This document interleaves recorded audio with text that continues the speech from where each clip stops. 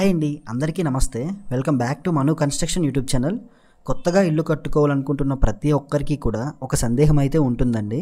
Open slab మంచిదా, లేదంటే గోడలు కట్టిన తర్వాత స్లాబ్ వేయడం మంచిదా అని సతమతమవుతూ ఉంటారండి. సో అటువంటి వాళ్ళకైతే ఈ వీడియో చాలా ఉపయోగపడుతుంది. వీడియో ఎక్కడ స్కిప్ చేయకుండా ఎండ్ వరకు చూడండి. అలానే వీడియోలో మేము ఇచ్చే ఇన్ఫర్మేషన్ మీకు వర్త్ అనిపిస్తే మా ఛానల్కి సపోర్ట్గా వీడియోకి అయితే జస్ట్ ఒక లైక్ చేసి మీ ఫ్రెండ్స్ అండ్ ఫ్యామిలీ మెంబర్స్లో కొత్తగా ఎవరైనా ఇల్లు కట్టే వాళ్ళు ఉంటే వాళ్ళకి ఈ వీడియో షేర్ చేయండి. ఇంక మనం వీడియో అయితే స్టార్ట్ చేద్దాం.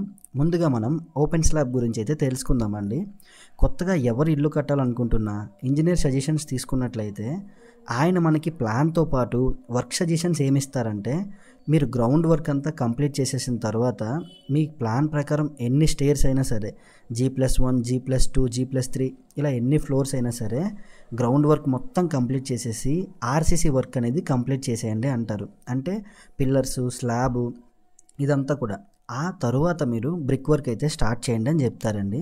సో ఇంజనీర్స్ అలా ఎందుకు చెప్తారంటే, బిల్డింగ్ వెయిట్ అనేది వాల్ మీద ఉండకుండా ఓన్లీ పిల్లర్స్ మీద, అదేవిధంగా పుట్టింగ్స్ మీదే వెయిట్ ఉండాలి అంటారండి. కానీ దీన్ని కొంతమంది కొట్టిపడేస్తూ ఉంటారనమాట. సో అది ఏ విధంగా కొట్టిపడేస్తారనేది ఇప్పుడు మనమైతే తెలుసుకుందాం. పాత రోజుల్లో కన్స్ట్రక్షన్ అంతా కూడా ఏ విధంగా ఉండేదంటే, ఓన్లీ రాయిలతో కింద పునాది కట్టేసి పునాది మీద 13 అంగుళాల గోడలు అయితే కట్టేవాళ్ళండి. పాత బిల్డింగ్లు మీరు ఏవి చూసుకున్నా సరే పాత ఇల్లులు అనేవి 13 అంగుళాల గోడలే ఉంటాయన్నమాట. అవి కొన్ని దగ్గర స్టాండర్డ్గా ఉన్నా మరికొన్ని దగ్గరలో అయితే కన్స్ట్రక్షన్ యొక్క లైఫ్ అనేది పోయేదండి. అంటే మట్టి సింక్ అయినా, పెద్ద పెద్ద తుఫాన్లు వచ్చినా భూమి అనేది సింక్ అవుతూ ఉంటుంది కదండి. సో అటువంటి అప్పుడు ఏంటంటే, గోడల మీద వెయిట్ ఉండడం వల్ల, పునాదుల మీద వెయిట్ ఉండడం వల్ల పునాదులు అనేవి పగుళ్ళు ఇచ్చి ఆ పగుళ్ళు అనేవి అలా గోడలకి కూడా ఏర్పడేవండి. ఆ విధంగా కొన్ని భూముల్లో హౌస్ అనేది తొందరగా లైఫ్ అనేది కోల్పోయేదన్నమాట.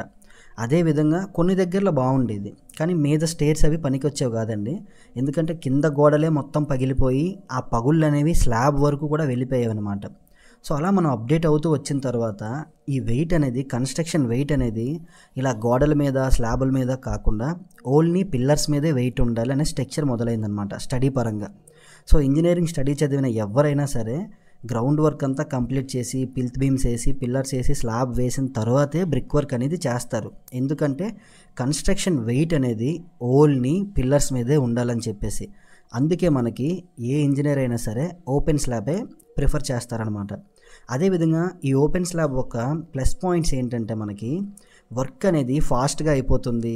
గోడల మీద వెయిట్ ఉండకపోవడం వల్ల గోడలు అనేవి, పగుళ్ళు అనేవి రావండి. అదేవిధంగా మనం ఎక్కువ స్టేర్స్ కట్టినట్లయితే తొందరగా వర్క్ అనేది పూర్తి చేయొచ్చు, మెటీరియల్ సేవ్ చేయొచ్చు, బడ్జెట్ కూడా సేవ్ చేయొచ్చండి. ఓపెన్ స్లాబ్ల వల్ల బడ్జెట్ కూడా మనకి తగ్గుద్ది అనమాట. కానీ దీన్ని కొంతమంది ఏ విధంగా యూస్ చేస్తున్నారంటే, బెల్ట్ స్లాబ్లు అనేవి అవాయిడ్ చేసేస్తున్నారు. ఇంజనీర్ సజెషన్స్ తీసుకోకుండా బ్రిక్ వర్క్ ఎలా పడితే అలా చేయడం, అదేవిధంగా లాస్ట్ లైన్ అనేది సరిగ్గా ప్యాక్ చేయకపోవడం, ఇలా చాలా సమస్యలు అనేవి తీసుకుంటూ వస్తున్నారనమాట వర్క్ చేస్తున్నప్పుడు. ఆ విధంగా వర్క్ చేసినప్పుడు ఏంటంటే, కొంతమంది ఓపెన్ స్లాబ్ అనేది వేస్ట్ అండి, పని ఈ విధంగానే కంగాలుగా చేస్తారు అంటారు. కానీ ఇంజనీర్ చేస్తే ఆ విధంగా చేయించరండి, తగిన జాగ్రత్తలు తీసుకుంటారు. అలానే బీమ్స్ దగ్గర, బీమ్ జాయింట్లో, పిల్లర్ జాయింట్లో ఫైబర్ మెస్ అనేది ఓడుతారు.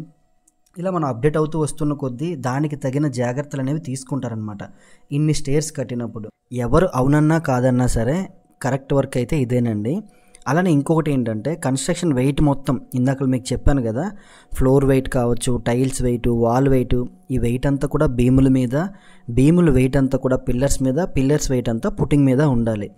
దానికి తగ్గట్టుగానే ఇంజనీర్ మనకి స్ట్రక్చర్ ప్లాన్ చేసి ఇస్తారనమాట. అదేవిధంగా సెంటరింగ్ వర్క్ కూడా చాలా ఈజీగా ఉంటుందండి ఈ ఓపెన్ స్లాబ్ అనేది. ప్రతి ఒక్క దాంట్లో కూడా ప్లస్ పాయింట్ ఓపెన్ స్లాబ్ వల్లే ఉంటాయన్నమాట. కానీ స్ట్రక్చర్ కరెక్ట్గా చేయించగలిగితేనే. సో అపార్ట్మెంట్ వైజ్గా వెళ్తే ఓపెన్ స్లాబ్ అనేది ఫస్ట్ ప్లేస్లో ఉంటుందండి. కానీ ఇండివిజువల్ హౌస్ పరంగా వెళ్తే మాత్రం ఓపెన్ స్లాబ్ అనేది థర్డ్ పొజిషన్లో ఉంటుంది. అది ఏ విధంగా అనేది కూడా మీకు చెప్తానండి. ఎందుకంటే మనం చిన్న ఇల్లులు కట్టేటప్పుడు ఏంటంటే, మనం ఇంజనీర్ని పెట్టలేము. అదేవిధంగా సరిగ్గా వర్క్ చేస్తున్నారో చేయలేరో కూడా కొంతమంది గమనించలేరనమాట, తెలియదు వాళ్ళకి పాపం వర్క్ గురించి. సో అటువంటి ప్లేస్లో ఓపెన్ స్లాబ్ అనేది థర్డ్ ప్లేస్లో వస్తుంది.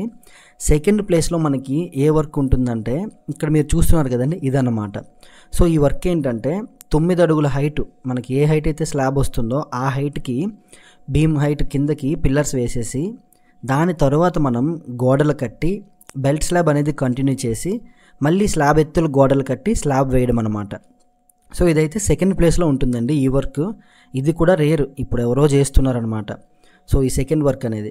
ఫస్ట్ వర్క్ ఏంటి అంటే ఇది మీరు చాలా అరుదుగా చూస్తుంటారు. ఈ పని అనేది 7 అడుగుల హైటే పిల్లర్లు వేసి మొత్తం బెల్ట్ స్లాబ్ అనేది రన్ చేసి దాని మీద మళ్ళీ మనకి పిల్లర్స్ అనేవి మార్కింగ్ చేసి స్టార్టర్ మార్కింగ్ పిల్లర్స్ వేసి అప్పుడు స్లాబ్ ఎత్తు గోడలు అయితే కడతారనమాట.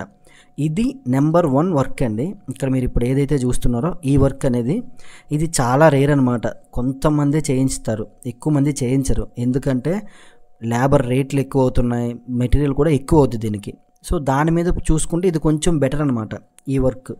సో మెటీరియల్ పరంగా కొంచెం రద్దు ఎక్కువ ఉంటుంది, లేబర్ ఛార్జెస్ ఎక్కువ ఉంటాయి, కొంచెం కాస్ట్ అనేది కన్స్ట్రక్షన్ కాస్ట్ అనేది ఎక్కువ అవుతుంది. కానీ క్రాకల నుంచి కొన్ని విషయాల్లో మనం జాగ్రత్తగా చేయించగలిగితే ఈ వర్క్ బాగుంటుంది. కానీ ఇండివిజువల్ హౌస్కు మాత్రమే ఈ వర్క్ బాగుంటుందండి.